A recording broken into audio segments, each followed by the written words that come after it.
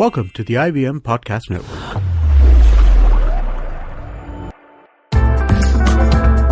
You're listening to Pao Bites with the Daily Pao. This is Pranati, Amit, and Purva. And we're from the Daily Pao, a Bombay-specific culture and food website. And you're listening to Pao Bites. It's a series of mini podcasts that we run in the week between our fortnightly podcast called the Paodcast. Now, in this episode, we're going to be talking about quinoa, which you see in hipster menus across the city.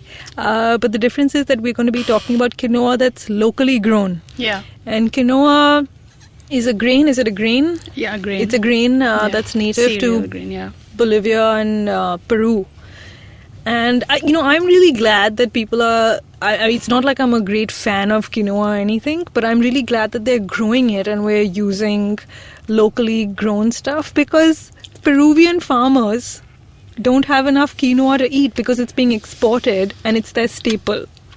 Well, there's a recent study that a lot of research was done this year that sort of rubbished earlier studies about how farmers in Peru were suffering because... So what happened was... Oh, I was wrong. No, so it's because it's fairly recent. I mean, I also just found this out because I'm doing this, so we're writing about it. But basically... the world craze for quinoa was driving up prices, and the farmers themselves couldn't afford to buy it. Now, this has been proven wrong in new studies. Yeah, so a lot of quinoa is now being grown in India, and we're actually importing seeds from Peru. So that is something that's unavoidable.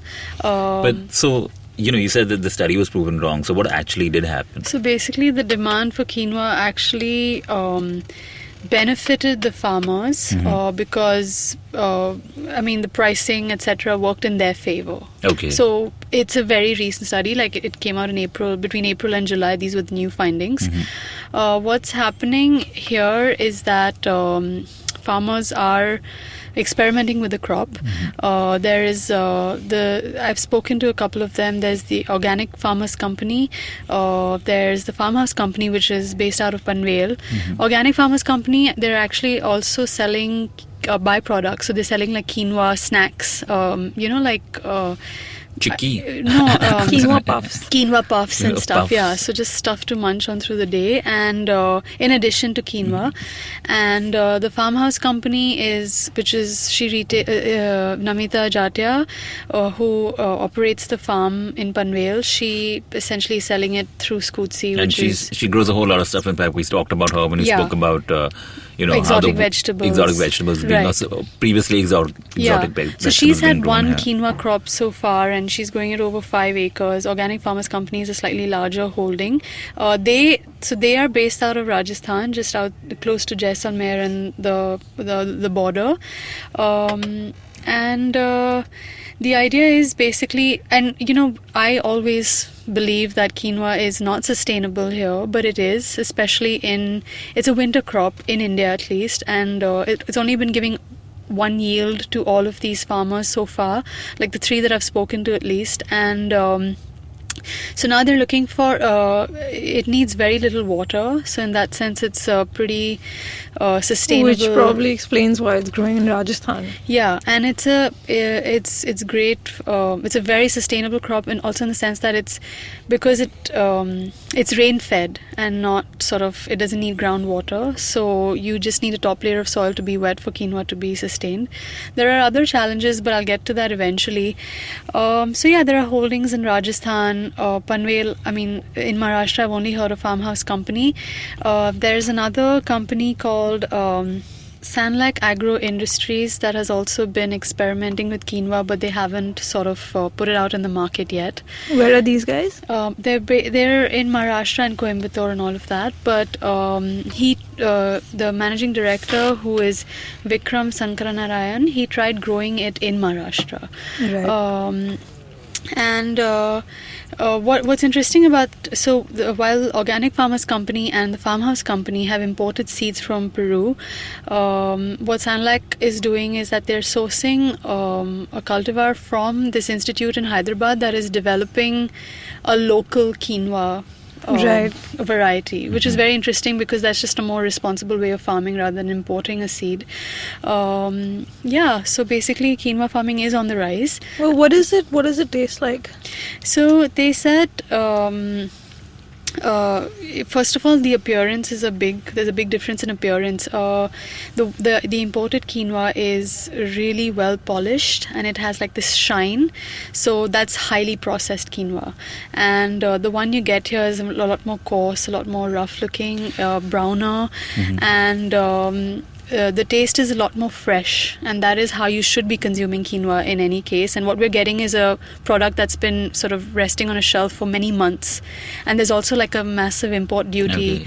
When quinoa was first got into the country, there was a 50% import duty on it. And even now, like local quinoa is it's not particularly cheap, but it's relatively cheap than buying but I was looking at her prices. It's 350 rupees for 350 grams, so 1 rupee per gram.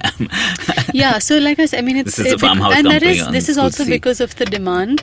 But what's exciting is that places like organic farmers companies actually supplying their quinoa to restaurants here. So I know that the pantry for sure is using it, and there are several others. How is it usually eaten? I mean, I know that it's an ingredient in a lot of salads. So what's great about quinoa is that it's a fantastic source of protein. So everything about it being a super grain is true. So that's it's why it trendy for a became reason. this popular hipster thing, because it was like considered a superfood. So all of a sudden, right? And there's no denying that it is. But I think locally, amaranth has as much nutritional value and even more, in fact, because quinoa has this coating of chemicals, so it needs a lot of processing before it actually reaches us. Right. It's a natural chemical. It's a natural chemical, but it has to be like rinsed quite thoroughly before they get rid of it. And amaranth is, locally called Rajgira. Yeah, and it's way cheaper than quinoa as well.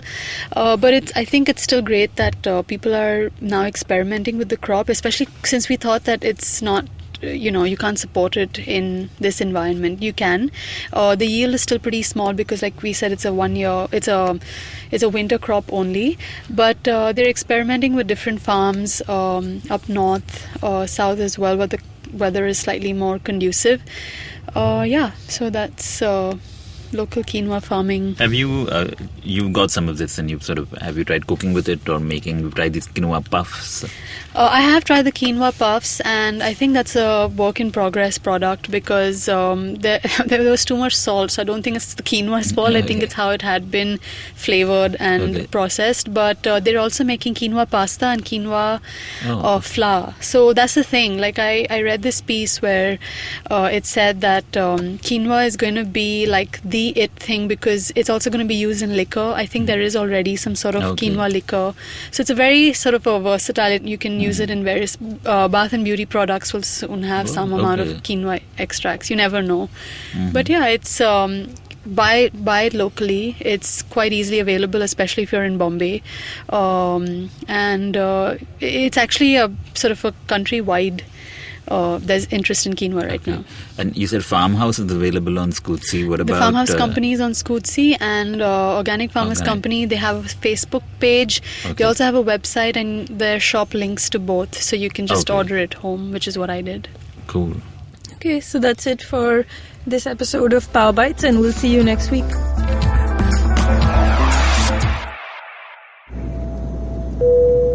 Good evening, ladies and gentlemen. This is your captain speaking. Sorry to say, but there's been a slight delay due to the apocalypse having suddenly begun.